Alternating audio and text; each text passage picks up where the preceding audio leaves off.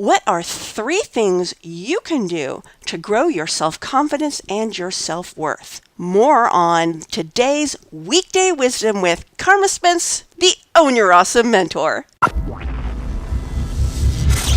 Hi, it's January 15th, 2018, and it's MLK Day. So I'm taking a day off, I'm chilling, I'm wearing my nice comfy sweater, and I'm not shooting new video. So what I'm going to share with you now is my very first Facebook Live, in which I shared the 3 things you can do to grow your self-worth, your self-confidence. These are 3 techniques that I have personally used and have really worked for me.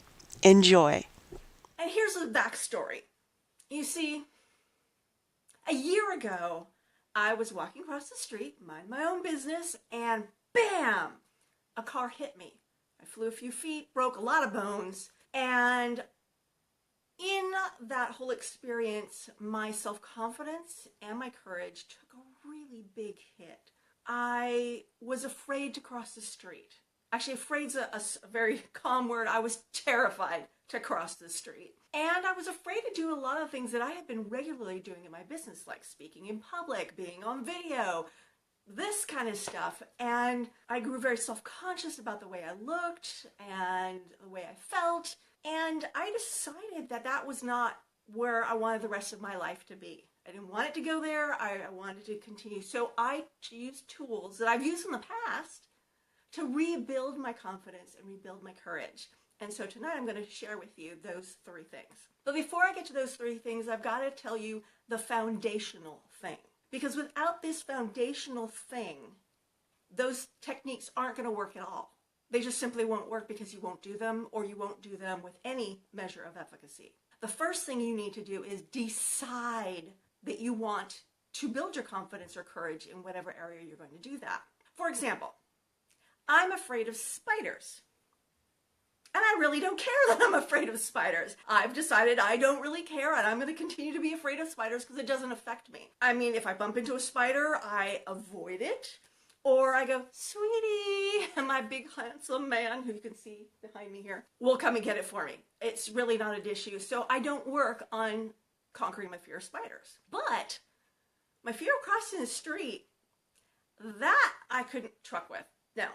That I needed to overcome. So I decided to face my fears and work on overcoming my fear of crossing the street. I've also decided that never being on video again and never being public speaking again was not something I wanted the rest of my life to be. And so I also decided I would work on facing those fears. So you see the difference. Without the decision, nothing else will work.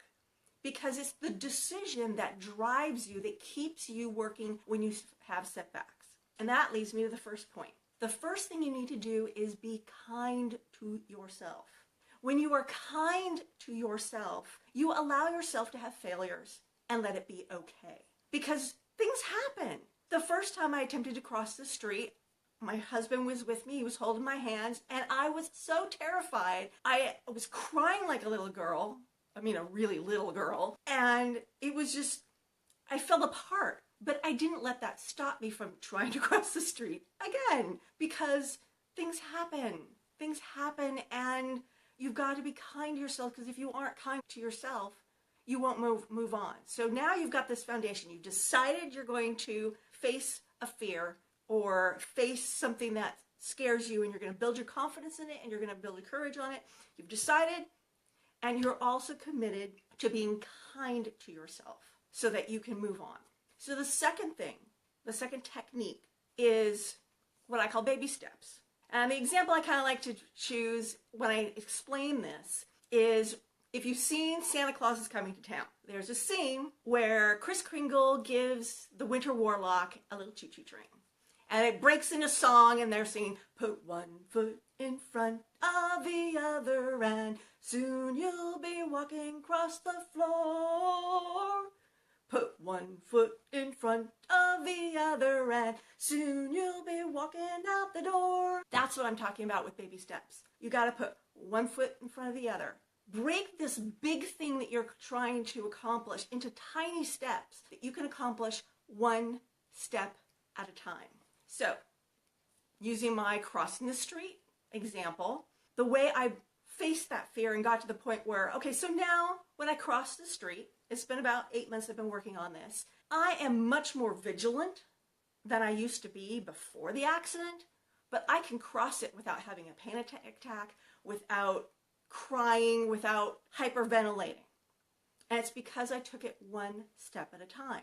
So the first step was I would cross the street with my husband holding my hand during a time where there was no traffic. And we did that a few times. And then I crossed the street with him behind me, but it felt like I was alone. Now, the first time I did that, it was absolutely terrifying. I was crying. It was so terrifying, but I did it, and I was kind to myself. And because I made the decision, I tried it again. And so over time, crossing one street at a time with increasing amounts of traffic, I've gotten to the point where I look both ways, make sure all the cars are stopping, and then I cross the street, but I'm able to do it.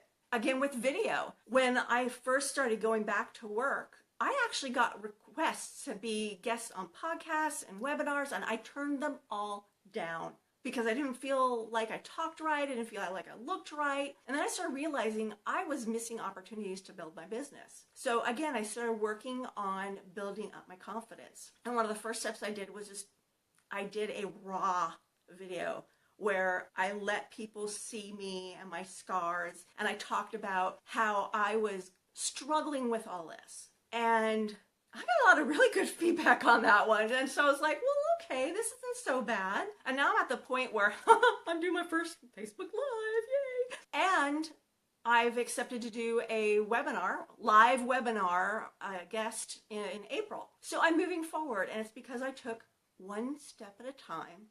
I accepted challenges. I pushed myself. Again, I wouldn't have done all that if I hadn't made the decision to face my fear and that I hadn't been kind to myself when things didn't go right. So this leads me to the third tool in your tool belt, and I call it fake it till you make it. And again, I also have a musical reference for this. I always think of that scene in The King and I at the very beginning where the mother is talking to the son. They're on the ship and they've just arrived in Siam, and she sings, "Whenever I feel afraid, I hold myself erect and whistle a happy tune so no one will suspect I'm afraid." And the thing is, when you pretend you aren't afraid, you do things that feel like you aren't afraid. Eventually, you're not afraid anymore. So again, with the street analogy, I would focus on my breathing. Breathe slow and deep, because when you're afraid, you breathe very rapidly and very shallowly. So even though I felt afraid, I breathed deeply to try and fool my body into believing I wasn't afraid. I also walked erect, because when you're afraid, you pull yourself in. So I pulled myself out and back. And basically, I did all these outward things to convince my body I wasn't afraid. And that helped me take those baby steps. So let me sum up these things I just shared with you. You start off with a decision. Decide that you are going to face your fears and that you're going to build your courage and your self-confidence. Then commit to being kind to yourself, because without that kindness, you're going to let failures be the end of your journey. Then break everything up into baby steps. Take it one step at a time. Be kind to yourself when you fail at some of those steps, and try the steps again.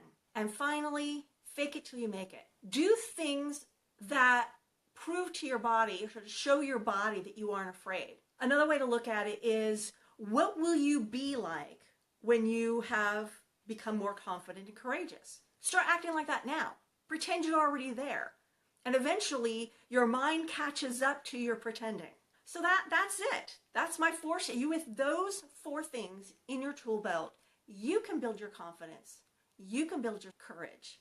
And believe me, I'm not anything special. It's not like I've got some magical powers that these work for me and they won't work for you. I've spent a lot of my life being scared and having a low self-worth. In fact, that manifested as some really horrible relationships. Thankfully, I figured that one out, and I've got my Christopher now. But if I can do this, you can too.